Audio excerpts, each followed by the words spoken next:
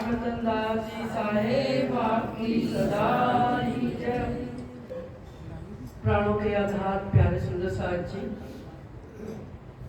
जैसा कि हम सब जानते ही हैं कि अप्रैल माह में हमारे हृदय सम्राट परमहंस महाराज श्री राम रतन दास जी का इस धर्मधरा भारत भूमि पर प्रकटन हुआ और जो आत्म जिसका मूल संबंध अपने प्राण प्रियतम अक्षरातीत धामधनी श्री राज्य से होता है, देखने को तो वो हम सब जैसे जीव ही होते हैं। उनके ऊपर शायद हमारे जीवन में इतने कष्ट ना आए। अगर हम तुलना करने लगे तो जो कष्ट उन्होंने सहे प्रारंभ से ही देखे। सतगुरु महाराज देवचंद्र जी निजानंद संप्रदाय के जिन्होंने स्थापना की, उनका जीवन देखे, इंद्रावती जी का जीवन देखे, महराज ठाकुर के रूप में उन्होंने कितना कष्ट सहा अपने इस जीवन में, और लेकिन उनके हृदय में जो धामधनी के मिलन की तड़प थी, उन्हें उस तड़प ने ही उनका मिलन अपने प्राण प्रियतम से कराया। इसी तरह हमारे परमहंस महाराज, क्योंकि प्राणनाथ जी जब आए आज से 400 वर्ष पूर्व, उसके पश्चात 30 या 40 वर्षों तक जब तक छत्रसाल जी महाराज इस संप्रदाय के प्रचार प्रसार में लगे रहे, तब तक तो ये लीला चलती रही। उसके पश्चात लगभग 100-200 वर्ष शायद थोड़ा सा ठंडा पड़ गया, लेकिन जब ये भारत की आजादी से पूर्व हमारे परमहंस महाराजों का आगमन हुआ पाकिस्तान में, उधर बाबा दयाराम जी साहेब और पश्चिम बंगाल की तरफ आदरणीय मंगलदास जी साहेब, उन्होंने इस धर्म के ध्वज को अपने हाथों में थामा, या यूं कहें स्वयं श्री राज्य महाराज का हुक्म रूपी स्वरूप इन ब्रह्म मुनियों के हृदय में आकर इस धर्म के झंडे को पुनः आगे बढ़ाया। उसी श्रृंखला में हमारे हाथी, हमारे सतगुरु परमहंस श्री राम रतन दास जी महाराज, जिनको कि हम स्वयं, क्योंकि जो स्वरूप जिसके हृदय में, जिस जीव के हृदय में युगल स्वरूप की बैठक हो जाती है, वो जीव भी परब्रह्म का रूप ही हो जाता है।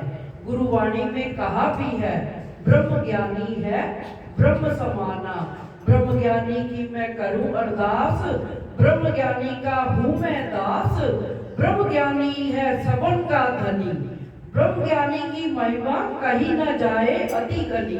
अर्थात गुरु नानक देव जी ने भी स्वयं को ब्रह्म जानने वाले व्यक्ति का दास बताया है, कि अर्थात जो ब्रह्म को जान जाता है वही हम सबका स्वामी हो जाता है। तो सुंदर साहब जी, परमहंस राम रतन दास जी के हृदय में किस तरह से युगल स्वरूप की बैठक हुई वो तो हम सब जानते ही हैं, लेकिन उसके पश्चात भी आश्रम की स्थापना होने के पश्चात भी जब तक वो रहे 1964 तक, 12 अक्टूबर तक इस शरीर के माध्यम से वो इस संसार में रहे, तो उन्होंने कैसा जीवन जिया, हम सबके सम्मुख कैसा उदाहरण प्रस्तुत किया कि जब लग रहिए साथ में होए रहिए रेणु समान। उन्हें किसी भी प्रकार का मोह नहीं था, किसी भी प्रकार की चाहना नहीं थी कि कोई मुझे पूजे, मेरी सेवा करे। वो तो स्वयं सेवा को तत्पर रहते थे। और हम आज क्या कर रहे हैं, अपने जीवन पर नजर डालें, क्या हमने उनके गुणों को अपने जीवन में अपनाया है? शायद ही किसी एक गुण को भी हम पूरी तरह अपना पाए हैं। नीति शास्त्र क्या कहता है? महाजनो येन गता तत् मार्गा अस्मिन, हमारा मार्ग वही है जिस पर महापुरुष चलते हैं। अर्थात उनकी जो जीवन जीने की शैली होती है, जीवन जीने का ढंग होता है, जिस तरीके से वो इस जीवन यात्रा को संपन्न करते हैं, वो ही हमारे लिए ग्रहणीय है। उनके साथ जो परब्रह्म का जिनके हृदय में स्वरूप हो जाता है, आ जाता है, तो वो चमत्कार ना चाहते हुए भी उनका एक एक शब्द ही ब्रह्म वाक्य बन जाता है। किसी को भी अगर वो आशीर्वाद देते थे कि सतगुरु महाराज करेंगे तो आपकी सारी मनोकामना पूर्ण होगी, वो अपने पे नहीं लेते थे, अपने सतगुरु महाराज का ही नाम लेके सबको आशीर्वचन देते थे। तो ऐसे असंख्य सुंदर साथ हैं, थे, आज भी हैं, जिनको उनके साथ उनके जीवन में चमत्कारिक घटनाओं के रूप में उनसे मिलन भी हुआ। आज भी कई बातें ऐसी सुनने को मिलती हैं। तो सुंदर सार जी, हमें चमत्कार की आशा ना करते हुए ये आशा करनी चाहिए कि हे धामधनी, हमारे हृदय में भी अपने चरण कमल बसा दीजिए। क्योंकि जिसके हृदय में चरण कमल आ जाते हैं राज्य के, वो स्वयं उसकी हर मनोकामना स्वतः ही पूर्ण हो जाती है। फिर कोई इच्छा ही क्या रह गई। जब धनी आ गए, जब तक अगर हमारी संसारिक इच्छाएं बाकी हैं, तो हमें ये जान लेना चाहिए कि हमारे हृदय में अभी पूर्ण रूप से युगल स्वरूप के चरण नहीं आए। मैं भी उन्हीं सुंदर साथ में हूँ, शायद मेरे भी हृदय में संसार की अनेक मनोकामनाएं कई बार जागृत हो जाती हैं, किंतु फिर विचार आता है कि ये तो जीव के कर्म हैं, जीव के कर्मों के अनुसार इसे सुख दुख प्राप्त होगा। इसी तरह सब ब्रह्मात्माओं जो खेल देख रही हैं, उनके साथ भी वो क्योंकि जीवों के ऊपर ही बैठकर खेल देख रही हैं, जीवों का संग करके ही खेल देख रही हैं, तो हम अपना ध्यान सांसारिक मनोकामनाएं से हटाकर यदि पारब्रह्म के दर्शन की मनोकामना, क्योंकि कहते हैं ना, सिक्कों का ढेर रखने के बजाय अगर हम एक बड़ा नोट रख लें अपने जेब में, तो आवाज भी नहीं आएगी और हमारा महत्व भी बढ़ जाता है। तो इसलिए सब सुंदर साथ को उनके जीवन से जितनी हो सके प्रेरणा लेकर के चलने का प्रयास करना चाहिए, रहने में आने का प्रयास करना चाहिए। और दूसरी सबसे बड़ी बात जो मुझे उनके जीवन में नजर आई कि वे ध्यान के द्वारा ही उन्होंने अपने धामधनी का दीदार किया।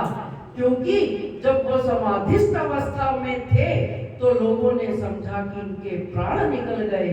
तो सतगुरु महाराज के आशीष से, क्योंकि वो ध्यान के स्थिति में थे, प्राण तो उनके नहीं गए, लेकिन उन्हें सतगुरु का मिलन भी हो गया और फिर धामधनी का दीदार भी हो गया।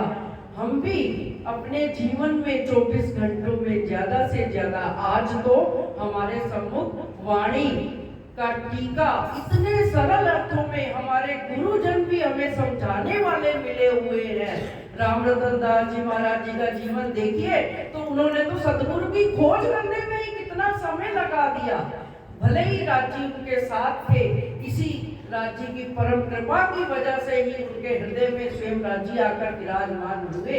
हम तो कितने भाग्यशाली कहें कि हमारी तो निस्बत हमें पक्का ही समझनी चाहिए कि सतगुरु के माध्यम से राज्य ने हमें ढूंढ लिया है और हमें ब्रह्मवाणी से जोड़ दिया है। तो हम उसका अधिक से अधिक लाभ उठाएं और उसमें जो परिक्रमा वाणी है, 25 पक्षों में विचरण कराया है, श्रृंगार वाणी में श्री राज जी के नक्श से सिख के श्रृंगार का भी हमें वर्णन सुना दिया।